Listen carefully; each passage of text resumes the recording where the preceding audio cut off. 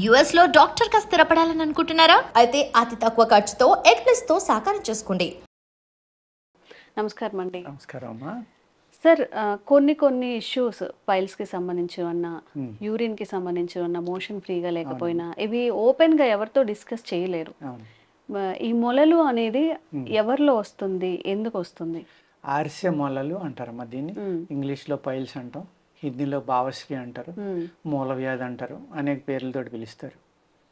ఇందులో మీకు మెయిన్ 3 రకాలమ్మా.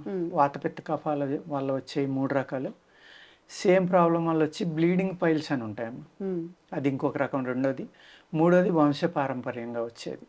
ఇది కూడా జెనెటికల్గా వస్తుంది. జెనెటికల్గా వస్తుందమ్మా పైల్స్ అనేది. జెనెటికల్గా వచ్చింది తగ్గడానికి కొంచెం టైం ఎక్కువ పడుతుంది. మామూలుగా వచ్చినవి కొంచెం తొందరగానే తగ్గుతాయమ్మా. మెయిన్ రీజన్ ఏంటంటే ఎక్కువ ఈ పైల్స్ ఉన్న వాళ్ళు 100కి 90 మందికి మలబద్ధకం అనేది ఉంటుందమ్మా. ఇది మోషన్ ఫ్రీగా పోవడం అనేది ఉంటుంది. దానివల్ల సమస్యలన్నీ దానివల్ల వస్తాయి అంటారు. చాలా సమస్యలు. అందులో మూల వ్యాధి అనేది మెయిన్.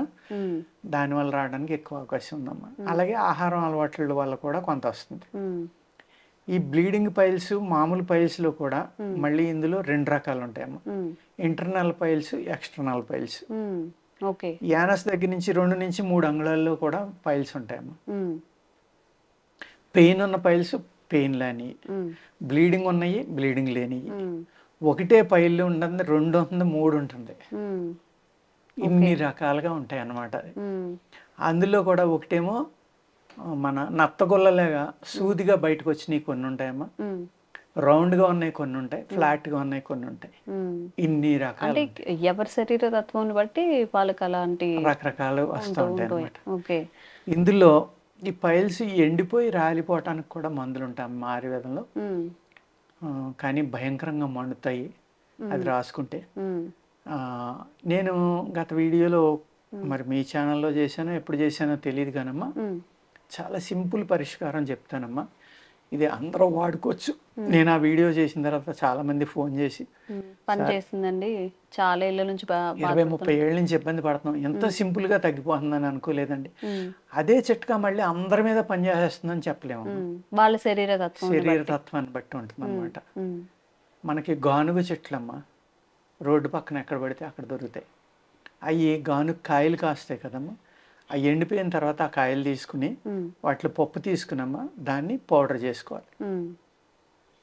పౌడర్ చేసుకుని వేడి శరీరం వాళ్ళు అయితే పటిక బెల్లం అది సమానంగా కలుపుకుని ఉదయం లేవగానే ఒక 1/2 తులం నుంచి బాడీ వెయిట్ని బట్టి 30 తులం వరకు తినొచ్చమ్మా.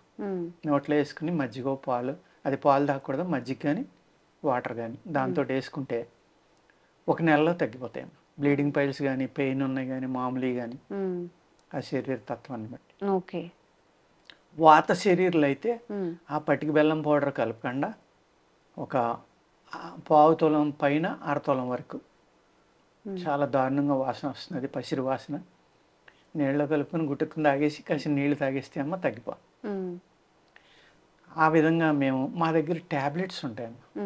ఓన్లీ 10 డేసేనమ్మా. ఇందులో 10 ట్యాబ్లెట్స్ ఉంటాయి. 10 డేస్ వేసుకోవాలి. 10 డేస్లోనే చాలా మందికి తగ్గిపోతుంది. ఆ సెకండ్ డోస్ కూడా పౌడర్ ఇస్తామండి, పౌచ్లు కానీ క్యాప్సిల్స్ కానీ ఇస్తాం. అది ఇంకొక 12 డేస్ నుంచి 20 డేస్ వాడుకోవాలి. ఎట్టి పరిస్థితుల్లో 90% పైన రిజల్ట్ ఉంటుందమ్మా మా దగ్గర. చాలా మందికి తగ్గిపోతుంది. ఈ పైల్స్ బాగా ముదిరిపోయినాయి అనుకోండి, ముదిరిపోతే ఏమవుతుందంటే బ్లీడింగ్ అతిగా అయ్యే వాళ్ళు కూడా కొంతమంది ఉంటారమ్మా. ఎంత బ్లీడింగ్ అవుతుందంటే రోజుకు ఒక 250 ml నుంచి 500 ml కూడా బయటికి వెళ్ళిపోయే వాళ్ళు ఉంటారు. ఆ బ్లీడింగ్ కనుక ఆపకపోతే చనిపోయే ప్రమాదం కూడా ఉందమ్మా. ఎనిమిక్ అయిపోతారు వాళ్ళు. వాళ్ళ హిమోగ్లోబిన్ మినిమం 12-14 ఉండవలసింది 5-6లోకి రావడం, ఇంకా తగ్గిపోవడం, అటువంటి ప్రమాదాలు కూడా ఉన్నాయి. వాళ్ళకి ఇంకొక రకమైన మందు ఇస్తామమ్మా. 2 డేస్లోనే ఆగిపోతుంది బ్లీడింగ్. 1 or 2 డేస్కే ఇమీడియట్గా ఆగిపోతుంది. ఆగిపోయిన తర్వాత ఈ మందులు తీసుకోవడం వల్ల పైల్స్ అనేది పూర్తిగా నిర్మూలించవచ్చాము. కానీ పైల్స్ నొప్పి తగ్గిపోతుంది, అన్నీ తగ్గిపోతాయి. కానీ ఏ అయితే ఆ కాయల కింద వచ్చినాయో అవి కరగడానికి 2-3 నెలలు పడుతుందమ్మా. స్లోగా పోతాయి. 2-3 నెలలు అంటే 1 సంవత్సరం నుంచి 2 సంవత్సరాల నుంచి బాధపడి 2-3 నెలలు అంటే వాళ్ళకి చాలా 10-15 ఏళ్ళ నుంచి బాధపడే వాళ్ళు కూడా వస్తూ ఉంటారు మా దగ్గరికి. అదేవిధంగా ఈ కరిగిపోతాయమ్మ, నిమ్మలంగా ఎండిపోతాయి, ఎండిపోయి పెర్మనెంట్ క్యూర్ అవుతుంది. కానీ ఈ పైల్స్ ఉన్న వాళ్ళు ఎప్పుడు పెర్మనెంట్గా ఎప్పుడు కూడా వాళ్ళకి మోషన్ ఫ్రీగా అయ్యేలాగా జాగ్రత్త తీసుకోవాలమ్మా. మళ్ళీ మోషన్ ఎప్పుడైతే గట్టిపడిపోయి వాళ్ళకి మోషన్ ప్రాబ్లం వచ్చిందో మళ్ళీ అయ్యి రప్చర్ అయితే కనుక మళ్ళీ బయటకు రావడానికి అవకాశం ఉందమ్మా. ఓకే. ఈ మోషన్ ఫ్రీగా వెళ్ళకపోవడం వల్ల కానీ, లేకపోతే గట్టిగా ఉన్న మోషన్ బలవంతాన్ని దాన్ని బయటికి ప్రెషర్ ద్వారా పంపడం కానీ, యానస్ దగ్గర రప్చర్ అవ్వడం వల్ల కూడా అక్కడికి చేరిన బ్యాక్టీరియా వల్ల కూడా ఈ పైల్స్ అనేది వస్తుంది. ఓకే. అందుకు ఆ పైల్స్ అనే దానికి రాసుకోవడానికి కూడా అనేక రకాల మందులు ఉంటాయమ్మా.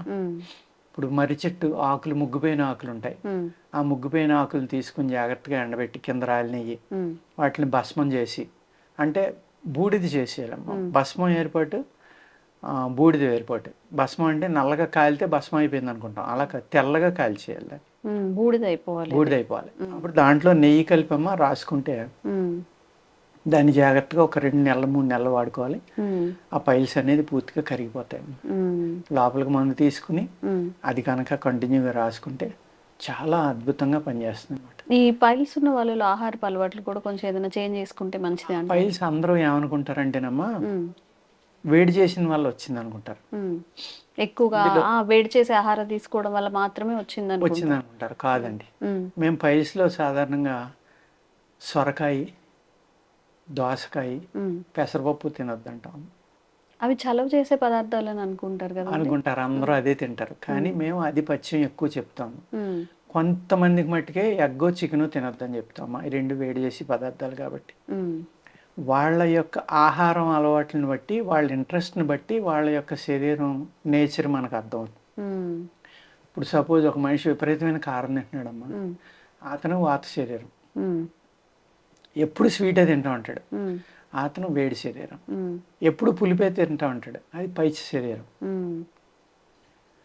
మన శరీరంలో ఉన్న నాలికే మన బాడీలో ఏది డెఫిషియన్సీయో, మనకు బాడీకి ఏది కావాలో అది రుచి ద్వారా మన బ్రెయిన్కి సిగ్నల్ పంపితే ఆ బ్రెయిన్ అది తినమని చెప్తే మనం ఆ పదార్థాన్ని ఎక్కువ తింటూ ఉంటాం. ఓకే. దాన్ని బట్టి మనిషి యొక్క గుణాన్ని ఈజీగా నిర్ణయించవచ్చు. దాన్ని బట్టి వాళ్ళ శరీరతత్వాన్ని బట్టి మెడికేషన్ అనేది ఉంటుంది. పచ్చని చెప్తా అండి. అదే విధంగా చిన్న కంద ఉంటుంది కదమ్మా, దొరద కంద అంటాం మనం, బయట మార్కెట్లో అమ్ముతూ ఉంటాం. తీపి కంద అన్నది పెద్ద దుంప ఉంటుంది. ఈ దొరద కంద అనేది తీసుకున్నామా, జాగ్రత్తగా చేతులకు నూనె రాసుకున్నాం, గ్లౌజులు పెట్టుకున్నాం. ఇప్పుడు గ్లౌజులు వచ్చినాయి కాబట్టి పర్వాలేదు.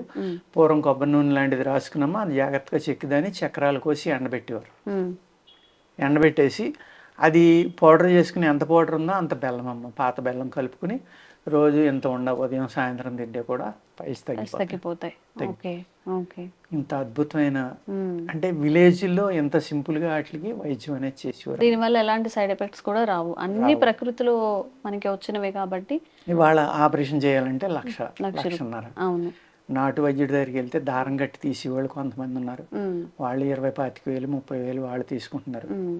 ఆ దారం కట్టిది ఏమవుతుందంటే, ఒక తాడునమ్మ మన ఇవి ఉంటాయి కదా, మన ఏంటయ్యా క్యాక్టస్ మిల్క్ ఉంటుంది కదా, ఆ క్యాక్టస్ మిల్క్లో ముంచి దారాన్ని పసుపులో ముంచుతారు మళ్ళీ, అది తినేస్తుంది అనమాట. దాన్ని టైట్గా ముడేయటం వల్ల ఏమవుతుందంటే అది అలా అలా అరాయించిపోయి అక్కడ కట్ అయిపోతుంది, మొత్తం కట్ అయిపోయి అది ఊడిపోతుంది. అది కూడా కట్ అయినప్పుడు మళ్ళీ బ్యాక్టీరియా అది రావడం కోసం, ఆగటం కోసం యాంటీబయాటిక్ పసుపు, కట్ అవడం కోసం క్యాక్టస్ మిల్క్ వాడతారు.